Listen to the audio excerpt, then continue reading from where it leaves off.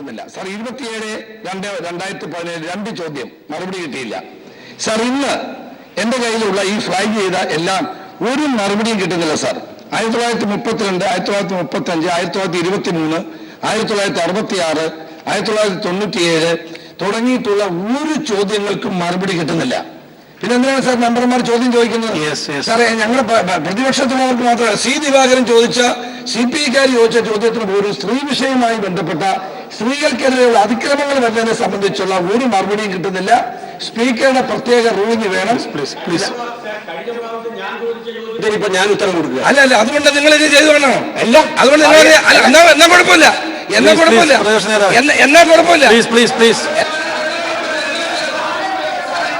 ഇത് തിരുത്തേണ്ടതാണ്. സംശയമില്ല. ഞാൻ പറയട്ടെ, ചെയർ പറയട്ടെ.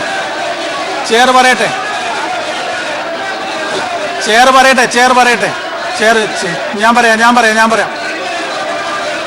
അത് മറുപടി ചെയർ പറയട്ടെ. അങ്ങിരിക്കൂ. ബഹുമാനപ്പെട്ട പ്രതിപക്ഷ നേതാവ്, പ്ലീസ് ഇരിക്കൂ. ബഹുമാനപ്പെട്ട പ്രതിപക്ഷ നേതാവ് വളരെ പ്രധാനപ്പെട്ട ഒരു കാര്യം തന്നെയാണ് ഉന്നയിച്ചിരിക്കുന്നത്. അത് പുതിയ കാര്യമല്ല എന്നാണ് ശ്രീ AK ബാലൻ ഇവിടെ സൂചിപ്പിച്ചത്. ചെയർ പറയുന്നത് സഭാംഗങ്ങൾക്ക് വിവരങ്ങൾ ലഭ്യമാകാനുള്ള ഏറ്റവും നല്ല അവസരമാണ് ചോദ്യോത്തരവേള. അതുകൊണ്ട് ചോദ്യങ്ങളുമായി ബന്ധപ്പെട്ട ഉത്തരങ്ങൾ യഥാസമയം ലഭ്യമാകുന്നതിന് ബഹുമാനപ്പെട്ട മന്ത്രിമാർ കൂടുതൽ ശക്തമായ ഇടപെടൽ നടത്തേണ്ടതുണ്ടെങ്കിൽ നടത്തേണ്ടതാണ്. ചോദ്യം നമ്പർ 181 അത് പരിഹരിക്കണമെന്നാണ് പറഞ്ഞത്. ചോദ്യം നമ്പർ 181 പ്രൊഫസർ ആബിദ് ഹുസൈൻ തങ്ങൾ, ബഹുമാനപ്പെട്ട സഹകരണവും വിനോദസഞ്ചാരവും ദേവസ്വം വകുപ്പ് മന്ത്രി. സർ, ഈ അഡ്വഞ്ചർ ടൂറിസം മേഖലയിൽ സംസ്ഥാനത്ത് കൈവരിക്കാനായ നേട്ടങ്ങൾ താഴെ പറയുന്നു. 1. 2001 ആദ്യത്തെ അഡ്വഞ്ചർ പാർക്ക് തെന്മലയിൽ രൂപം നൽകി.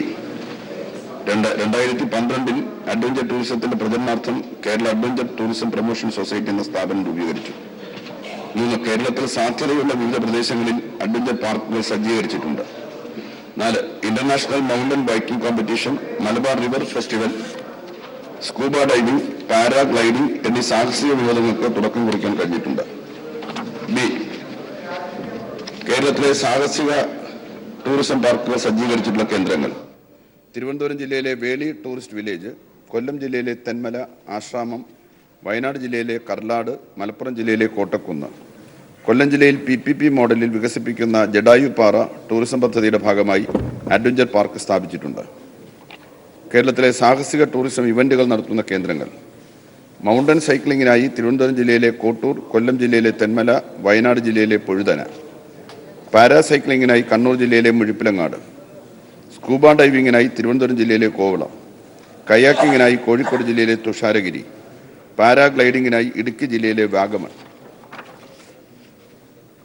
സി. കേരളത്തിലെ ടൂറിസം മേഖലകളുടെ പ്രചരണം വകുപ്പിന്റെ മാർക്കറ്റിംഗ് വിഭാഗം നടത്തി വരുന്നുണ്ട്. ഇതിൽ സാഹസിക ടൂറിസത്തിന് വേണ്ടിയുള്ള പ്രചരണ പ്രവർത്തനങ്ങൾ കൂടി ഉൾപ്പെടുത്തി ദേശീയ, അന്താരാഷ്ട്ര തലങ്ങളിലേക്ക് എത്തിക്കുന്നതിനുള്ള നടപടികൾ സ്വീകരിക്കാൻ വകുപ്പിന് ഉദ്ദേശമുണ്ട്. പ്രൊഫസർ ആബിദ് ഹുസൈൻ തങ്ങൾ. സർ, വിനോദസഞ്ചാര മേഖലകളിലെ ഏറ്റവും സാഹസികത നിറഞ്ഞ മേഖലയാണ് അഡ്വഞ്ചർ ടൂറിസം. ഭൂതല സാഹസികത, വാനസാഹസികത, ജലമാർഗ സാഹസികത, അതിലെ വ്യത്യസ്തങ്ങളായ തലങ്ങളാണ് ബഹുമാനനായ മന്ത്രി ഇവിടെ പറഞ്ഞത്. സർ, ഇന്ന് കേരളത്തിൽ വ്യത്യസ്തങ്ങളായ സ്ഥലങ്ങളിലാണ് ഇവയൊക്കെ നടന്നുകൊണ്ടിരിക്കുന്നത്. കേരളത്തിൽ ഒട്ടേറെ സ്ഥലങ്ങളിൽ ഇതൊന്നിച്ച് സംയോജിപ്പിച്ചുകൊണ്ട് ഒരു ടൂറിസം പ്ലോട്ടായി നടപ്പിലാക്കാൻ പറ്റാവുന്ന ഒരുപാടേറെ കേന്ദ്രങ്ങളുണ്ട്. സർ, അത്തരം കേന്ദ്രങ്ങൾ കണ്ടുപിടിച്ച് അവിടെ പൊതുവെ ഏറ്റവും കൂടുതൽ വിനോദസഞ്ചാരികളെ ആകർഷിക്കാൻ പറ്റാവുന്ന കേന്ദ്രങ്ങളാക്കി മാറ്റാൻ ഗവൺമെൻറ് തയ്യാറാകുമോ? കേരള അഡ്വഞ്ചർ ടൂറിസം സൊസൈറ്റിയെ ഇതിനുവേണ്ടി ഉപയോഗപ്പെടുത്താമോ? സർ, നമുക്ക് സംസ്ഥാനത്തിലെ ടൂറിസം മേഖലയുടെ വളർച്ച അഡ്വഞ്ചർ ടൂറിസം മേഖലയിൽ സൃഷ്ടിക്കുക എന്ന ഒരു നയം ഗവൺമെൻറ് ആവിഷ്കരിക്കുകയാണ്. സർ, മറ്റു പല ഉൽപ്പന്നങ്ങളും നമ്മുടെ സംസ്ഥാനത്ത് ടൂറിസം മേഖലയിൽ കാലഹരണപ്പെട്ടുകൊണ്ടിരിക്കുകയാണ്. നമ്മൾ കഴിഞ്ഞ കാലത്തെല്ലാം തന്നെ സഞ്ചാരികളെ ധാരാളമായിട്ട് ആകർഷിച്ച വിവിധ ഉൽപ്പന്നങ്ങൾ പുതിയ മേഖലകളിലേക്ക് നമുക്ക് കടക്കേണ്ടതുണ്ട്. നിശ്ചയമായിട്ടും അത്തരത്തിൽ നമുക്ക് കണ്ടെത്താൻ കഴിയുന്ന ഏറ്റവും പ്രധാനപ്പെട്ട ഒരു മേഖല തന്നെയാണ് അഡ്വഞ്ചർ ടൂറിസത്തിൻ്റേത്. അതിലേക്ക് ആവശ്യമായിട്ടുള്ള നടപടികൾ ഗവൺമെൻറ് സ്വീകരിക്കും. Second question. സർ, വിനോദസഞ്ചാര മേഖലകളുടെ ശാക്തീകരണത്തിനായി മദ്യം കൂടി അവിടങ്ങളിലൊക്കെ ലഭ്യമാക്കിക്കണം എന്ന ഒരു നയം ഗവൺമെന്റിനുണ്ട് എന്നാണ് മനസ്സിലാക്കുന്നത്. സർ, അഡ്വഞ്ചർ ടൂറിസം മേഖല ഏറ്റവും അപകടമായ സ്ഥലങ്ങൾ സൃഷ്ടിക്കുന്നതും അത്തരം അപകടങ്ങൾ ഉണ്ടാകുന്നതുമായ കേന്ദ്രങ്ങളാണ്.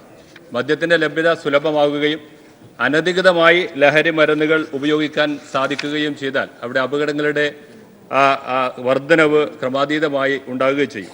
സർ, അതുകൊണ്ട് അഡ്വഞ്ചർ ടൂറിസം മേഖലയിൽ മദ്യം ലഭിപ്പിക്കാതിരിക്കാൻ ആവശ്യമായ നയം രൂപീകരിക്കാൻ ഗവൺമെന്റിന് സാധിക്കുമോ? അത്തരം അപകടങ്ങൾ ഉണ്ടാകുന്നിടത്ത് ഏറ്റവും എളുപ്പം അടിയന്തര സാഹചര്യം കണക്കിലെടുത്ത് അത് സഹായം ചെയ്യാൻ അത്തരം അപകടങ്ങളിൽപ്പെടുന്ന ആളുകളെ സഹായിക്കാൻ ആവശ്യമായ നടപടി സ്വീകരിക്കുമോ? ശരി, അഡ്വഞ്ചർ ടൂറിസത്തെ സംബന്ധിക്കുന്ന ഒരു തെറ്റായിട്ടുള്ള ധാരണയിൽ നിന്നാണ് സാർ ഇത്തരം ചോദ്യങ്ങൾ ഉയർന്നു വരുന്നതെന്നാണ് എനിക്ക് തോന്നുന്നത്. സാർ, വളരെ അപകടകരമായിട്ടുള്ള ഇനങ്ങൾ മാത്രമല്ല സാർ അഡ്വഞ്ചർ ടൂറിസത്തിനകത്ത് വരുന്നത്. സാധാരണയിൽ നിന്ന് വ്യത്യാസപ്പെട്ടതെല്ലാം നമുക്ക് അതിനകത്ത് ഉൾപ്പെടുത്താൻ, ഒരു സൈക്ലിങ്ങും അതൊക്കെ അതിന് പറ്റുന്നതാണ് സാർ. അപ്പോൾ അതുകൊണ്ട് അങ്ങനെയുള്ള പ്രശ്നങ്ങളൊന്നും തന്നെ നിലനിൽക്കുന്നില്ല. മദ്യവും ഇതുമായിട്ട് ഒരു ബന്ധവുമില്ല സാർ. അങ്ങ് മദ്യത്തിൻ്റെ കാര്യമാണ് ചോദിച്ചതെന്നാണ് എനിക്ക് തോന്നുന്നത്. മദ്യവും ഇതുമായിട്ടൊന്നും യാതൊരു ബന്ധവുമില്ല. അങ്ങനെയുള്ള സംഭവങ്ങളും നമ്മുടെ നാട്ടിൽ റിപ്പോർട്ട് ചെയ്യപ്പെട്ടിട്ടില്ല. അങ്ങനൊരു സംഭവം ടൂറിസം മേഖലയിൽ ഉണ്ടായിട്ടുമില്ല. ശ്രീ സി മമ്മൂട്ടി. സർ, ഈ ടൂറിസം മേഖലയിൽ നമ്മുടെ കേരളത്തിൽ ഏറ്റവും ഉപയോഗപ്പെടുത്താൻ പറ്റുന്ന ഏറ്റവും സാധ്യതയുള്ള ഒന്നാണ് അഡ്വഞ്ചർ ടൂറിസം. ഇപ്പോൾ നമുക്ക് ഇവിടെ ഒരുപാട് trek and camp, rock climbing, wildlife safaris, bird watching, അതുപോലെ cycling, water sports, off road zones, paragliding, ഇതൊക്കെ നമ്മുടെ കേരളത്തിൽ നമുക്ക് ഉപയോഗപ്പെടുത്താൻ പറ്റുന്നത്. പക്ഷേ നമുക്ക് ആ സാധ്യതകളിലെ ഒരു 5% പോലും നമുക്ക് ഉപയോഗപ്പെടുത്താൻ സാധിച്ചിട്ടില്ല. ഏറ്റവും ദുഃഖകരമായ കാര്യം. അതുകൊണ്ട് തന്നെ സർ, കേരളത്തിൽ ഇപ്പോൾ നമ്മളെല്ലാ ഉൽപ്പന്നങ്ങളും പുറത്തുനിന്ന് മറ്റ് സ്റ്റേറ്റുകളിൽ കൊണ്ടുവരിക. പക്ഷേ നമുക്ക് നമ്മുടേതായ ഈ സാധ്യതകൾ ഉപയോഗപ്പെടുത്തിക്കൊണ്ട് ഇതിന് പ്രത്യേക ഒരു പാക്കേജ് തയ്യാറാക്കി നടപടി സ്വീകരിക്കാൻ അങ്ങ് തയ്യാറാകുമോ? ബഹുമാനപ്പെട്ട അംഗം പറഞ്ഞത് വളരെ ശരിയാണ്. നമ്മുടെ സംസ്ഥാനത്ത് ടൂറിസം വികസനത്തിൻ്റെ സാധ്യതകളെ സംബന്ധിച്ച് ചർച്ച ചെയ്യുമ്പോൾ അഡ്വഞ്ചർ ടൂറിസത്തിൻ്റെ അനന്ത സാധ്യതകൾ തന്നെയാണുള്ളത്. അതിൻ്റെ 5% പോലും നമുക്ക് ഇതുവരെ ഉപയോഗപ്പെടുത്താനായിട്ടില്ല എന്നുള്ളത് വാസ്തവമാണ്. ഗവൺമെൻറ് ടൂറിസം ഡിപ്പാർട്ട്മെൻറ്റ് ആ വഴിയിലേക്ക് സഞ്ചരിച്ചു തുടങ്ങിയിട്ടുണ്ട്. ആ സാധ്യതകളെ പരമാവധി ഉപയോഗപ്പെടുത്തി ടൂറിസം മേഖലയിൽ വിനോദസഞ്ചാരികളെ, വിശേഷിച്ച് ചെറുപ്പക്കാരായിട്ടുള്ള ആളുകളെ, യുവത്വത്തെ ആകർഷിക്കാനായിട്ട് നമുക്ക് സാധിക്കണമെന്ന കാഴ്ചപ്പാടാണ് ഗവൺമെൻറ് സ്വീകരിച്ചിട്ടുള്ളത്. ശ്രീ പി ഉബൈദുള്ള. സർ, മലപ്പുറം ജില്ലയിലെ പ്രധാന ടൂറിസ്റ്റ് കേന്ദ്രങ്ങളൊന്നായി വളർന്നു വരികയാണ് മലപ്പുറം കോട്ടക്കുന്ന്. അഡ്വഞ്ചർ ടൂറിസം ഉൾപ്പെടെയുള്ള സംവിധാനങ്ങളൊക്കെ ഇവിടെ ഏതാണ്ട് ഒരുങ്ങിയിട്ടുണ്ട് സർ. കഴിഞ്ഞ ഗവൺമെൻറ് കോട്ടക്കുന്നുമായി ബന്ധപ്പെട്ടൊരു മാസ്റ്റർ പ്ലാൻ തയ്യാറാക്കിയിരുന്നു. ആ മാസ്റ്റർ പ്ലാനിൽ നിർദ്ദേശിച്ചിട്ടുള്ള എല്ലാ പദ്ധതികളും എത്രയും പെട്ടെന്ന് നടപ്പാക്കാൻ നടപടി സ്വീകരിക്കുമോ എന്നാണ് സർ ഒരു ചോദ്യം. മറ്റൊന്ന് സർ, ഒരു ചോദ്യം അല്ല, അതിനനുബന്ധിച്ച് സർ, നമ്മളെ വളരുന്ന തലമുറയിൽ കാർഷിക അഭിരുചി വളർത്തിയെടുക്കാനുള്ള പ്രവർത്തനമായി മുന്നോട്ട് പോകാം. ആഗ്രോ ടൂറിസം വലിയ സാധ്യത സംഗതിയാണ് സർ. അപ്പം ആഗ്രോ ടൂറിസം വലിയ സാധ്യതയുള്ള ഒരു സ്ഥലത്ത് പിന്നെ ഈ കേരളത്തിലെ കാർഷിക സർവകലാശാലയുടെ 36 കേന്ദ്രങ്ങളിൽ ഏറ്റവും കൂടുതൽ സർവകലാശാലയ്ക്ക് വരുമാനം ലഭിക്കുന്ന ഒരു കേന്ദ്രമാണ് എൻ്റെ മണ്ഡലത്തിലെ ആനക്കയം കാർഷിക റിസർച്ച് കേന്ദ്രം. പറയട്ടെ സർ, ആ അഗ്രികൾച്ചർ റിസർച്ച് സ്റ്റേഷനിൽ ഒരു ആഗ്രോ ടൂറിസം പദ്ധതിക്ക് തുടക്കം കുറിച്ചിരുന്നു. അതും വിപുലീകരിക്കാൻ നടപടി സ്വീകരിക്കും. സർ, ഈ കോട്ടക്കുന്ന് നമ്മുടെ പ്രധാനപ്പെട്ട ഒരു കേന്ദ്രം തന്നെയാണ് കോട്ടക്കുന്ന്. കോട്ടക്കുന്ന് മലപ്പുറം ജില്ലയിലെ കോട്ടക്കുന്ന്, അങ്ങ് അതല്ലേ ചോദിച്ചത്? നിശ്ചയമായിട്ടും സർ, മലപ്പുറം ജില്ലയിലെ കോട്ടക്കുന്ന് ഈ സാഹസിക ടൂറിസം പാർക്കുകൾ സ്ഥാപിക്കുന്നതിന് വേണ്ടിയിട്ടുള്ള ഒരു പ്രോജക്റ്റ് തയ്യാറാക്കിയിട്ടുണ്ട്. ആ പ്രോജക്റ്റ് ഗവൺമെൻറ് പരിഗണനയിലാണ്. അത് ഗവൺമെൻറ് അംഗീകരിക്കാൻ സാധിക്കുന്നതാണ്. മറ്റൊരു പ്രത്യേക ചോദ്യം വേണം, എന്നാൽ മാത്രമേ അതിനെ സംബന്ധിച്ച് പറയാൻ പറ്റൂ. ശ്രീ പാറക്കൽ അബ്ദുള്ള. സർ, സാഹസികത മുഖമുദ്രയാക്കിയ യുവാക്കൾക്കിടയിൽ ഇന്ന് വളരെ പെട്ടെന്ന് പ്രചാരം കൈവരിച്ചുകൊണ്ടിരിക്കുന്ന ഒരു ഇനമായാണല്ലോ അഡ്വഞ്ചർ ടൂറിസം. യുവാക്കളെയും സാഹസികരെയും പൊതുവെ ആകർഷിക്കുന്ന സാഹസിക ടൂറിസം ഭൂമിയിലും ആകാശത്തും ജലോപരിതലത്തിലും ഒക്കെ നടന്നു വരുന്നു. സാങ്കേതിക വിദ്യയുടെ വികസനം വഴി ഈ രംഗത്തെ അപകട സാധ്യത വലിയ തോതിൽ കുറയ്ക്കാൻ കഴിഞ്ഞിട്ടുമുണ്ട്. ഈ സാഹചര്യത്തിൽ അപകട സാധ്യത ഗണ്യമായി കുറയ്ക്കുന്നതിനും അതുവഴി കൂടുതൽ യുവാക്കളെ ഈ രംഗത്തേക്ക് ആകർഷിക്കുന്നതിനും സർക്കാർ എന്തൊക്കെ നടപടികൾ കൈക്കൊള്ളും എന്ന് വ്യക്തമാക്കാമോ? സർ, അപകട സാധ്യതയുള്ള അഡ്വഞ്ചർ ടൂറിസമുണ്ട്, അതില്ലാതുള്ളതുമുണ്ട്. ഇതുവരെയായിട്ടും അങ്ങനെ ഒരു അപകടം ഉണ്ടായിട്ടില്ല എന്നുള്ളതാണ് നമുക്ക് കാണാൻ വേണ്ടി കഴിഞ്ഞിട്ടുള്ളത്. എല്ലാ പരിരക്ഷയും അപകടങ്ങൾ ഇല്ലാതാക്കുന്നതിന് വേണ്ടിയിട്ടുള്ള എല്ലാ പരിരക്ഷയും ഗവൺമെൻറ് സ്വീകരിക്കുന്നതാണ്. Shri C K Saseendran. പൂർത്തിപ്പെടുന്നെങ്കിൽ അതിൻ്റെ ഒരു പ്രധാനപ്പെട്ട കാരണം ടൂറിസ്റ്റുകളുടെ നല്ല വരവ് തന്നെയാണ്. ഗവൺമെൻറ് കിട്ടുന്നതിനേക്കാൾ അധിക വരുമാനം ആ പ്രദേശത്തെ ജനങ്ങൾക്കും പഞ്ചായത്തുകൾക്കും തന്നെയാണ്. അത് തുടരും, യാതൊരു സംശയമില്ല. Shri V S Sivakumar. Sir, തലസ്ഥാന നഗരിയിൽ ഏറ്റവും പ്രധാനപ്പെട്ട ഒരു ടൂറിസ്റ്റ് കേന്ദ്രമായി ശംഖുമുഖം മാറിയിട്ടുണ്ട് സർ. കഴിഞ്ഞ ഗവൺമെൻറ് കാലത്ത് 4 കോടി രൂപയുടെ വികസന പദ്ധതികൾ അവിടെ ആവിഷ്കരിച്ചു. 2 കോടി രൂപയുടെ പ്രവർത്തനങ്ങൾ പൂർത്തീകരിച്ചു വരികയാണ്.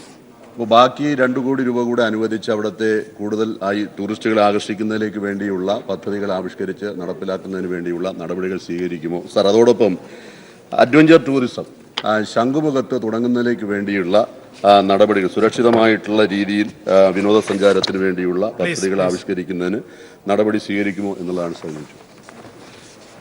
സർ, ശംഖുമുഖം ധാരാളം ടൂറിസ്റ്റുകൾ ആകർഷിക്കുന്ന കേന്ദ്രം തന്നെയാണ്. DTPCയുടെ നേതൃത്വത്തിൽ അവിടെ വിവിധങ്ങളായിട്ടുള്ള പ്രോജക്റ്റ് നടപ്പിലാക്കിക്കൊണ്ടിരിക്കുകയാണ്. അതിന് വേഗത വർദ്ധിപ്പിക്കാം. അതിനാവശ്യമായിട്ടുള്ള ഫണ്ട് അനുവദിക്കുന്നതിന് യാതൊരു ബുദ്ധിമുട്ടുമില്ല. അഡ്വഞ്ചർ ടൂറിസത്തിൻ്റെ സാധ്യതകളും ശംഖുമുഖത്തെ സംബന്ധിച്ച് പരിശോധിക്കാവുന്നതാണ്. Shrimati S Bijimol. Adventure tourism രംഗത്ത് ഏറ്റവും ശ്രദ്ധിക്കപ്പെടുന്നതാണ് പാരാഗ്ലൈഡിങ്ങുമായി ബന്ധപ്പെട്ട്. വാഗമണ് അഡ്വഞ്ചർ ടൂറിസം സ്പോട്ടിനകത്ത് അങ്ങ് ലിസ്റ്റ് ചെയ്ത് പറയുകയും ചെയ്തു. ഇപ്പോൾ അവിടെ കുട്ടികൾക്ക് പരിശീലനം കൊടുത്തുകൊണ്ടിരിക്കുന്നത് ഒരു സൊസൈറ്റിയാണ്. അതിൽ നിന്ന് വ്യത്യസ്തമായി സർക്കാർ തലത്തിൽ തന്നെ ടൂറിസം അഡ്വഞ്ചർ സൊസൈറ്റി വഴി തന്നെ പറക്കലിന് ആവശ്യമായിട്ടുള്ള പരിശീലനം കൊടുക്കുന്നതിനുള്ള അക്കാദമി തുടങ്ങുന്നതിനെ സംബന്ധിച്ച് സംസ്ഥാന സർക്കാർ ആലോചിക്കുന്നു. ഈ പാരാഗ്ലൈഡിങ്ങിനെ സംബന്ധിച്ചിടത്തോളം ഇന്ന് ആ പ്രദേശത്ത് വാഗമൺ പ്രദേശത്ത് നടന്നുകൊണ്ടിരിക്കുന്നതായിട്ടുള്ള പരിശീലന പരിപാടി കൂടുതൽ സജീവമായിട്ട് തുടരുന്നതിന് വേണ്ടിയിട്ടാണ് ഗവൺമെൻറ് ആഗ്രഹിക്കുന്നത്. ആ സൊസൈറ്റിയെ ശക്തിപ്പെടുത്തി ആ പ്രവർത്തനം നടത്തുക എന്നുള്ളത് തന്നെയാണ് ഇപ്പോൾ ഗവൺമെൻറ് ഉദ്ദേശിക്കുന്നത്. Shri V D Devasy. Sir, Athirappilly അനുബന്ധ ടൂറിസം മേഖലയിൽ ടൂറിസം വകുപ്പും വനം വകുപ്പും ഏകോപിപ്പിച്ച് പ്രവർത്തിപ്പിച്ചാൽ അഡ്വഞ്ചർ ടൂറിസത്തിന് വലിയ സാധ്യതകളുണ്ട്. അതോടൊപ്പം തന്നെ ലക്ഷക്കണക്കിന് ടൂറിസ്റ്റുകൾ എത്തിച്ചേരുന്ന അതിരപ്പള്ളിയിൽ ടൂറിസ്റ്റുകൾക്ക് ആവശ്യമായ സൗകര്യങ്ങൾ ഒരുക്കി കൊടുക്കാൻ ഒരു പ്രോജക്റ്റ് തയ്യാറാക്കിയിട്ടുണ്ട്. അതുപോലെ താമസിക്കുന്നതിന് വേണ്ടി യാത്രീ നിവാസം അനുവദിക്കുകയുണ്ടായി. ഇതിൻ്റെ നിർമ്മാണം ആരംഭിച്ചിട്ടില്ല. ഈ പ്രോജക്റ്റും യാത്രീ നിവാസിൻ്റെ പ്രവർത്തനവും ആരംഭിക്കാൻ അടിയന്തര നടപടി സ്വീകരിക്കുമോ? നമ്മുടെ ഡെസ്റ്റിനേഷൻസിൽ ആതിരപ്പള്ളി വളരെ പ്രധാനപ്പെട്ട ഒരു പ്രദേശമാണ് സർ. ബഹുമാനപ്പെട്ട മെമ്പർ പറഞ്ഞതുപോലെ ടൂറിസം വകുപ്പും വനം വകുപ്പും കൂട്ടായിട്ട് ആലോചിച്ച് ആതിരപ്പള്ളിയുടെ സമഗ്ര ടൂറിസം വികസനത്തിന് ആവശ്യമായിട്ടുള്ള പരിപാടികൾ കൈക്കൊള്ളുന്നതാണ്. Shri P C George. ഞാനാണോ? സർ, ബഹുമാനപ്പെട്ട പി സി ജോർജാണ്. അല്ല, ക്ലിയർ ആയിട്ട് പറഞ്ഞു, ഞാൻ കേട്ടില്ല അങ്ങയുടെ ഭാഷ കൊണ്ടാണ്. സാർ, ഞാൻ ബഹുമാനപ്പെട്ട ബിജിമോളുടെ ചോദ്യമായിട്ട് ബന്ധപ്പെട്ടാണ്. സാർ, വാഗമൺ ടൂറിസം അത് പാരാഗ്ലൈഡിംഗ് നടത്തുന്ന സൂയിസൈഡ് പോയിന്റ്, അത് കോടിയേരി ബാലകൃഷ്ണൻ മന്ത്രിയായിരുന്ന കാലത്ത് ഗവൺമെൻറ് തന്നെ ഏറ്റെടുത്ത് നടത്തിയതാണ്. അത് ഇപ്പോഴും നടന്നുകൊണ്ടിരിക്കും. പക്ഷേ അത് ചില വ്യക്തിയുടെ കൈകളിലേക്ക് പോവുകയാണ് സാർ. അത് സൊസൈറ്റി മാത്രമല്ല, വ്യക്തികളിലേക്കും അത് കേന്ദ്രീകരിച്ചുകൊണ്ടിരിക്കുകയാണ്. അന്ന് 2 ഏക്കർ സ്ഥലം NAR വാങ്ങാനും അവിടെ ഈ പാരാഗ്ലൈഡിംഗ് നടത്തുന്ന അഭ്യാസം വന്ന് ഇറങ്ങാനുമുള്ള സാഹചര്യം സൃഷ്ടിക്കാനാണ് തീരുമാനം. ബഡ്ജറ്റിൽ അതിന് പണമുണ്ട്. അതുകൊണ്ട് ഗവൺമെൻറ് തന്നെ നേരിട്ട് ആ പാരാഗ്ലൈഡിംഗ് നേതൃത്വം കൊടുക്കുന്ന ടീമുമായിട്ട് ബന്ധപ്പെട്ട് ഗവൺമെൻറ് തന്നെ നേരിട്ട് അത് നടത്തുന്നതിനെപ്പറ്റി ചർച്ച ചെയ്യുമ്പോൾ ആ സ്ഥലം എത്രയും ഏറ്റെടുക്കാനുള്ള നടപടി സ്വീകരിക്കുമോ? സർ, ബഹുമാനപ്പെട്ട അംഗം പറഞ്ഞ കാര്യം നമുക്ക് ആലോചിക്കാവുന്നതാണ്, പരിശോധിക്കാവുന്നതാണ് sir. Shri N Shamseer. Sir, adventure ടൂറിസത്തിൽ ഏറ്റവും പ്രധാനപ്പെട്ടതാണ് വാട്ടർ സ്പോർട്സ്. തലശ്ശേരി പോലുള്ള സ്ഥലത്ത് വാട്ടർ സ്പോർട്സിന് വലിയ സാധ്യതയുള്ളതാണ്. അപ്പോൾ ഇത്തരം മേഖലക്കകത്ത് തലശ്ശേരി ഉൾപ്പെടെ, നേരത്തെ മുഴപ്പിലങ്ങാടിനെക്കുറിച്ച് സൂചിപ്പിച്ചു, അതുപോലെ തലശ്ശേരി ഉൾപ്പെടെയുള്ള പ്രദേശങ്ങൾക്കകത്ത് ഈ വാട്ടർ സ്പോർട്സിനെ എൻ്റർടൈൻ ചെയ്യാൻ എന്തെങ്കിലും പദ്ധതി സംസ്ഥാന സർക്കാരിൻ്റെ ഭാഗത്തുണ്ടോ? സർ, തലശ്ശേരിയിൽ മുഖ്യമായിട്ടും നമുക്കൊരു പൈതൃക പദ്ധതിയാണ് നമ്മൾ തയ്യാറാക്കിക്കൊണ്ടിരിക്കുന്നത്. അത് DPRൻ്റെ അവസാന സ്റ്റേജിലാണ്. ആ പദ്ധതി പൂർണ്ണമായിട്ടും നടപ്പിലാക്കാൻ ശ്രമിക്കുമ്പോൾ വാട്ടർ സ്പോർട്സും നമുക്ക് അതിനകത്ത് ഉൾപ്പെടുത്താം sir. Shri I B Eden. Sir, ഈ എറണാകുളത്ത് ഏറ്റവും കൂടുതൽ പൊട്ടൻഷ്യൽ ഉള്ള ഒന്നാണ് വാട്ടർ സ്പോർട്സ്. അതിൽ വളരെ പ്രധാനപ്പെട്ട ഒന്നാണ് പാരാസെയിലിംഗ്. നമ്മൾക്ക് നേവിയുടെ അടക്കമുള്ള സംരക്ഷണമുള്ള മേഖലയിൽ നമ്മൾക്ക് വളരെ മനോഹരമായി സൃഷ്ടിക്കാൻ കഴിയുന്ന ഒന്നാണ് പാരാസെയിലിംഗ്. ഒരുപാട് ടൂറിസ്റ്റുകളെ ആകർഷിക്കാൻ കഴിയുന്ന ഒന്നുകൂടിയായ ഇത് കൊച്ചിയിൽ, എറണാകുളത്ത് തുടങ്ങാൻ വേണ്ടി എന്തെങ്കിലും നടപടികൾ സ്വീകരിക്കും? നിലവിൽ പാരാസെയിലിങ്ങിൻ്റെ നടപടികളൊന്നും തന്നെ സ്വീകരിച്ചിട്ടില്ല, ആലോചിക്കാവുന്നതാണ്. ശ്രീ എസ് രാജേന്ദ്രൻ. സാർ, മൂന്നാർ അങ്ങ് വായിച്ച ലിസ്റ്റിൽ വിട്ടുപോയതാണോ എന്നറിയില്ല, അല്ലെ ഞാൻ കേട്ടപ്പോൾ ശ്രദ്ധിച്ചില്ലെന്ന് തോന്നുന്നു ഞാൻ. സാർ, മൂന്നാറിൽ ടൂറിസവുമായി ബന്ധപ്പെട്ട് നല്ലപോലെ വരുമാനം സർക്കാരിന് കിട്ടുന്നുണ്ട്. വനംവകുപ്പിനെ ആണെങ്കിലും മറയൂർ ചന്ദന ലേലത്തിൽ നല്ലപോലെ വരുന്നുണ്ട്. അവിടെ കാർഷിക മേഖലയും വല്ലാത്ത തകർച്ചയിലാണ്, തോട്ടം മേഖലയും തകർച്ചയിലാണ്, തൊഴിലവസരം ടൂറിസം മേഖലയിലാണ്. എന്തുകൊണ്ടോ കുറേ കാലമായി ഒരു മുരടിപ്പും മന്ദഗതിയുമുണ്ട്. സാർ, അങ്ങ് ശ്രദ്ധിച്ച് വേണ്ട പോലെ ഇടപെടൽ നടത്തി ആ പ്രദേശത്തേക്ക് കുറച്ചുകൂടി പദ്ധതികൾ വരാനുള്ള നടപടി സ്വീകരിക്കുമോ എന്നുള്ളതാണ്. സർ, നമ്മുടെ സംസ്ഥാനത്തെ ടൂറിസം കേന്ദ്രങ്ങളുടെ പട്ടികയിലെ 1-ാം സ്ഥാനത്ത് മൂന്നാർ നിൽക്കുകയാണ്. മൂന്നാറിന് ആവശ്യമായിട്ടുള്ള എല്ലാ സഹായവും മൂന്നാറിനെ കൂടുതൽ ശക്തിപ്പെടുത്തി കൊണ്ടുവരുന്നതിന് വേണ്ടിയിട്ടുള്ള നടപടികൾ ഗവൺമെൻറ് സ്വീകരിക്കും. Sir, Shri K S Sabarinath.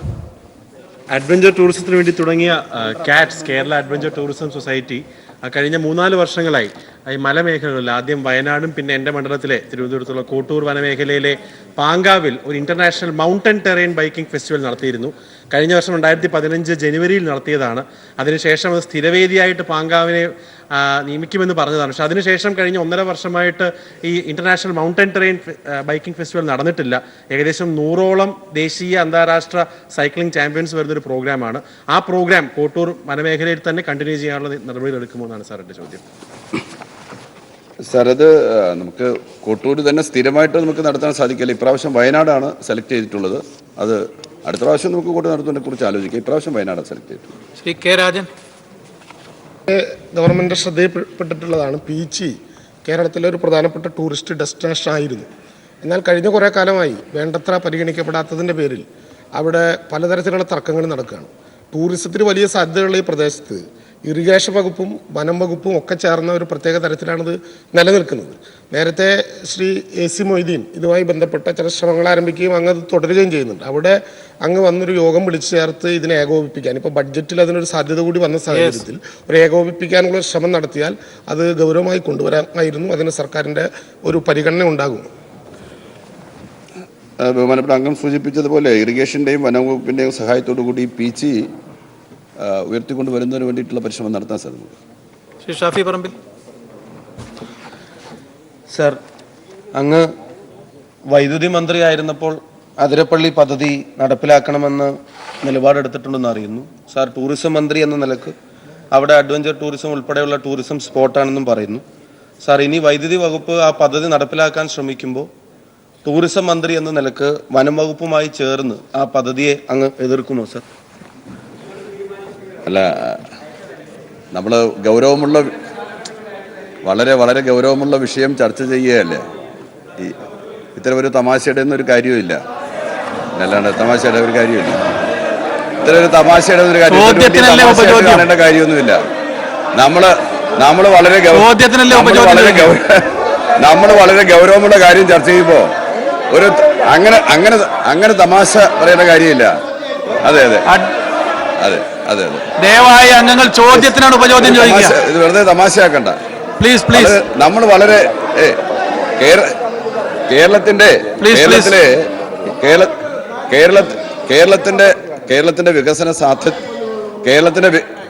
കേരളത്തിന്റെ വികസന സാധ്യതകളെ സംബന്ധിച്ച് പരിശോധിക്കുമ്പോൾ ടൂറിസത്തിന്റെ വികസനം നമ്മുടെ സംസ്ഥാനത്തെ സംബന്ധിച്ച് പ്രധാനം തന്നെയാണ്. ബഹുമാനപ്പെട്ട ഷാഫി പറമ്പിൽ മെമ്പർ അങ്ങ് പ്രതിദാനം ചെയ്യുന്നതായിട്ടുള്ള യുവത്വമുണ്ടല്ലോ, അവർക്ക് തൊഴിൽ കൊടുക്കണമെങ്കിലും ഈ ടൂറിസം മേഖലയുടെ വളർച്ച അത്യന്താപേക്ഷിതമാണ്. നമ്മുടെ സംസ്ഥാനത്തെ സംബന്ധിച്ചിടത്തോളം ടൂറിസം മേഖലയ്ക്ക് തന്നെയാണ് വരുന്ന കാലഘട്ടങ്ങളിൽ പ്രാധാന്യം നമ്മൾ കൊടുക്കാനുള്ളത്. എങ്കിൽ മാത്രമേ നമ്മുടെ സംസ്ഥാനത്തിൻ്റെ സാമ്പത്തിക ഭദ്രതയെ നമുക്ക് ശക്തിപ്പെടുത്തി കൊണ്ടുവരാൻ പറ്റുള്ളൂ. നമ്മുടെ സംസ്ഥാനത്ത് യുവാക്കൾക്ക് തൊഴിലവസരങ്ങൾ ഉണ്ടാക്കി കൊടുക്കാൻ പറ്റുള്ളൂ. അതിന് അനുരോധമായിട്ടുള്ള നടപടികളുമായിട്ട് ഈ ഗവൺമെൻറ് മുന്നോട്ട് പോകും. C K Harindran. സാർ, പ്രകൃതിദത്തമായ മൗണ്ടനുകളും നല്ല പാറകളുമുള്ള ഒരു പ്രദേശമാണ് നെയ്യാർ ഡാം. ഈ തിരുവനന്തപുരം ജില്ലയിൽ ദേശീയ തലത്തിൽ തന്നെ പല വിധത്തിലുള്ള ക്യാമ്പുകൾ പലപ്പോഴും നടത്താറുണ്ട് മലകയറ്റ പരിശീലനവുമായി ബന്ധപ്പെട്ട്. മലകയറ്റ പരിശീലനത്തിന് വേണ്ടി ഒരു ഇൻസ്റ്റിറ്റ്യൂട്ട് സ്ഥാപിക്കാൻ നമുക്കവിടെ കഴിയുമോ? ആദായകരമായിരിക്കും, സംസ്ഥാന ഗവൺമെൻറ്റിനും ആദായകരമായിരിക്കും. അങ്ങനൊരു ഇൻസ്റ്റിറ്റ്യൂട്ട് ആരംഭിക്കാനാവുമോ? സർ, ഇതുവരെ നമ്മൾ ആ കാര്യത്തെക്കുറിച്ച് ആലോചിച്ചിട്ടില്ല. ചോദ്യം നമ്പർ 182 ശ്രീ എം രാജഗോപാലൻ. ചോദ്യം നമ്പർ 182 നമ്പറും ചോദ്യം 195 ക്ലബ്ബ് ചെയ്യണമെന്ന് ആവശ്യപ്പെട്ടിട്ടുണ്ട്. അത് അംഗീകരിക്കുകയാണ്. ശ്രീ എം രാജഗോപാലൻ, ബഹുമാനപ്പെട്ട ധനകാര്യവും കയറും വകുപ്പ് മന്ത്രി. സർ, കയർ വ്യവസായ രംഗത്തെ പരമ്പരാഗത തൊഴിലാളികൾ തൊഴിലും വേതനവും സംരക്ഷിക്കുന്ന ലക്ഷ്യത്തോടെ ഒട്ടേറെ പദ്ധതികൾ ആവിഷ്കരിച്ചിട്ടുണ്ട്. അതിലേറ്റവും പ്രധാനം പരമ്പരാഗത തൊഴിലാളികൾ, അത് കയർ പിരിക്കാരായാലും കയർ നെയ്ത്തുകാരായാലും അവരുടെ ഉൽപ്പന്നങ്ങൾ മിനിമം കൂലി ഉറപ്പുവരുത്തുന്ന വിലക്ക് കയർ ഫെഡും കയർ കോർപ്പറേഷനും വാങ്ങി സംഭരിക്കലാണ്. ഇത്തവണ സംഭരിച്ചതിൻ്റെ ഇരട്ടി ആണ് അടുത്ത വർഷത്തെ ടാർഗറ്റായിട്ട് നിശ്ചയിച്ചിട്ടുള്ളത്. രണ്ടാമത്, ഈ ഉൽപ്പന്നങ്ങൾ ഈ രീതിയിൽ വാങ്ങുന്നതിന് ഉറപ്പുവരുത്തുന്നതിന് വേണ്ടിയിട്ട് നമ്മുടെ സഹകരണ മേഖലയെ പുനഃസംഘടിപ്പിക്കുന്നതിന് തീരുമാനിച്ചിട്ടുണ്ട്. സഹകരണ മേഖലയ്ക്കുള്ള ആനുകൂല്യങ്ങൾ വർദ്ധിപ്പിക്കുകയാണ്. മൂന്നാമത്, പിരിമേഖലയിൽ ഇൻകം സപ്പോർട്ട് സ്കീം നടപ്പാക്കാൻ തീരുമാനിച്ചിട്ടുണ്ട്. നാലാമത്, ഈ കയർ ഉൽപ്പന്നങ്ങളിൽ ജിയോ ടെക്സ്റ്റൈൽസിന് പ്രാമുഖ്യം നൽകാനും ജിയോ ടെക്സ്റ്റൈൽസ് വ്യാപകമായിട്ട് ഇന്നത്തെ ജലസംരക്ഷണ ക്യാമ്പയിനിൽ ഉപയോഗപ്പെടുത്തുന്നതിനും തീരുമാനിച്ചിട്ടുണ്ട്.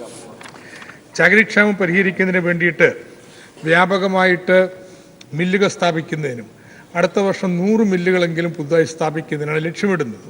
ഇത് പരമ്പരാഗത മേഖലയിലല്ല, മറിച്ച് നാളികേരം കൂടുതലുള്ള ഇന്നത്തെ കയർ മേഖലയ്ക്ക് പുറത്തുള്ള സ്ഥലങ്ങളിലായിരിക്കും ഈ മില്ലുകൾക്ക് പ്രാമുഖ്യം നൽകുക. വൈറ്റ് ഫൈബറിൻ്റെ ഉപയോഗം പ്രോത്സാഹിപ്പിക്കുന്നതിന് വേണ്ടിയിട്ട് റെഗുലേറ്ററി മെക്കനൈസേഷൻ ഓഫ് കയർ ഇൻഡസ്ട്രി എന്ന പദ്ധതി രൂപീകരിച്ചിട്ടുണ്ട്. ഇതിൽ 77 കോടി രൂപ വകയിരുത്തിയിട്ടുണ്ട്. വളരെ ഉദാരമായിട്ടുള്ള സബ്സിഡി അത് സ്വകാര്യ സംരംഭകർക്ക് കൂടി നൽകുന്ന രീതിയിലാണ് തയ്യാറാക്കിയിട്ടുള്ളത്. സർ, രണ്ടാമത്തെ ചോദ്യം, കയർ അപ്പെക്സ് ബോഡി രൂപീകരിച്ചിട്ടുണ്ട്. കയർ അപ്പെക്സ് ബോഡി കയർ മേഖലയുടെ സമഗ്ര വികസനത്തിന് ആവശ്യമായ വിവരങ്ങൾ ശേഖരിക്കുന്നതിനും സർക്കാർ നയങ്ങൾ ഉപദേശിക്കുന്നതിനും ആണ് വേണ്ടി തീരുമാനിച്ചിട്ടുള്ളത്. ഉപദേശക സമിതിയാണ്. പൊതുമാർഗനിർദ്ദേശം നൽകുക, സർക്കാരിൻ്റെ നയങ്ങൾക്ക് ഉപദേശങ്ങൾ നൽകുക, കമ്പോണ വിപണികൾക്ക് നിർദ്ദേശം നൽകുക, കയർ മേഖലയ്ക്ക് വേണ്ടി വിജ്ഞാനം വളർത്തിയെടുത്ത ആവശ്യക്കാർക്ക് നൽകാൻ നടപടി സ്വീകരിക്കുക തുടങ്ങിയ കാര്യങ്ങളാണ് ABC കമ്മിറ്റി ചെയ്യുന്നത്. കയർ മാർക്കറ്റിംഗ് കൺസോർഷ്യം ഇപ്പോൾ നിലവിലില്ല. ഇക്കാര്യം പരിശോധിക്കുന്നതാണ്. കയർ നാഷണൽ റിസർച്ച് മാനേജ്മെൻറ്റ് ഇൻസ്റ്റിറ്റ്യൂട്ടിൻ്റെ പ്രവർത്തനം അവലോകനം ചെയ്ത് താഴെ പറയുന്ന തീരുമാനങ്ങൾ എടുത്തിട്ടുണ്ട്. ട്രെയിനിങ്ങിന് കൂടുതൽ ഊന്നൽ നൽകും. 2, സ്വന്തമായിട്ടുള്ള ഗവേഷണത്തോടൊപ്പം മറ്റ് ഗവേഷണ സ്ഥാപനങ്ങളുമായിട്ട് കൊളാബറേറ്റീവ് ഗവേഷണത്തിന് ഊന്നൽ നൽകും. 3, ഉൽപ്പന്ന വൈവിധ്യവൽക്കരണത്തിനും ജിയോ ടെക്സ്റ്റൈൽസിൻ്റെ പുതിയ ഉപയോഗ സാധ്യത കണ്ടെത്തുന്നതിനും പ്രത്യേക പ്രാധാന്യം നൽകും. ശ്രീ എം രാജഗോപാൽ. സർ, കയർ പിരിക്കുന്ന തൊഴിലാളികളുടെ ഹൃദയത്തുടിപ്പുകൾ അറിയുന്ന വകുപ്പ് മന്ത്രിയും സർക്കാരും കയർ വ്യവസായ രംഗത്ത് നടത്തുന്ന ഇടപെടലുകൾ ശ്രദ്ധേയവും അഭിനന്ദനാർഹമാണ് സർ. ഈ മേഖലയിൽ ജോലി ചെയ്ത് തളർന്ന ഒന്നും സമ്പാദിക്കാൻ കഴിയാത്തവരുടെ ആശ്വാസം പെൻഷനാണ് സർ. അതുപോലും യഥാസമയം UDF ഗവൺമെൻറ് കാലത്ത് നൽകിയിരുന്നില്ല.